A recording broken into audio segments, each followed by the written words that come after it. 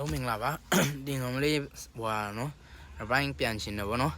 ဒီမှာကိုတို့လိုရချင်တယ်တဲ့ဒီဘက်ရအောင်လုပ်ပြီးနော်လုပ်ပေးမယ်နော်โอเคနော်အကြောင်းတော့ဗီဒီယိုကိုစုံအောင်ကြည့်နော်ပြင်းချဲနော်ကိုလည်းရသူလည်းရကိုလည်းရသူလည်းရတာကောင်းတော့ဗောနော်ပြင်းတချို့လူကမမြင်တာများတော့လေ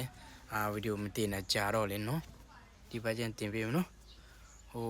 ချဲမှာကိုလည်းရသူလည်းရမှာနော်မချဲကြတော့ချို့လူကြတော့မချဲကြဘူးဗောနော်ချဲမှာ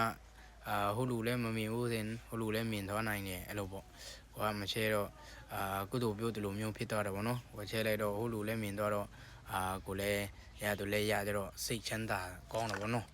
ကိုတယောက်တည်းရကြမကောင်းဘူးလေနော်တရားချင်းပြီးတဲ့လုပ်ပေးပါမယ်နော်ဒီဘက်နော်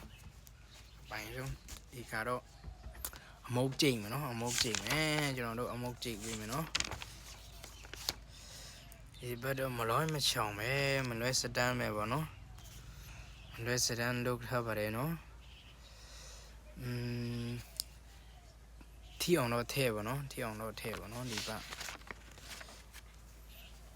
ခွန်ရယ်2ရယ်3ရယ်4ရယ်5ရယ်အဲ့လေးလုံးထဲပါနော်ထီရင်တော့စားပြီပေါ့နော်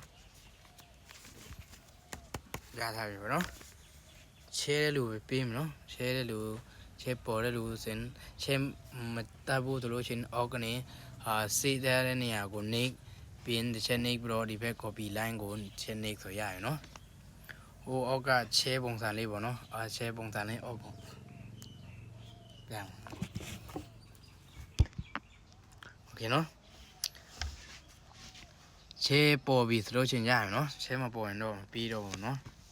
ချဲပေါ်တဲ့လူပဲပေးမယ်နော်Okay, let's go.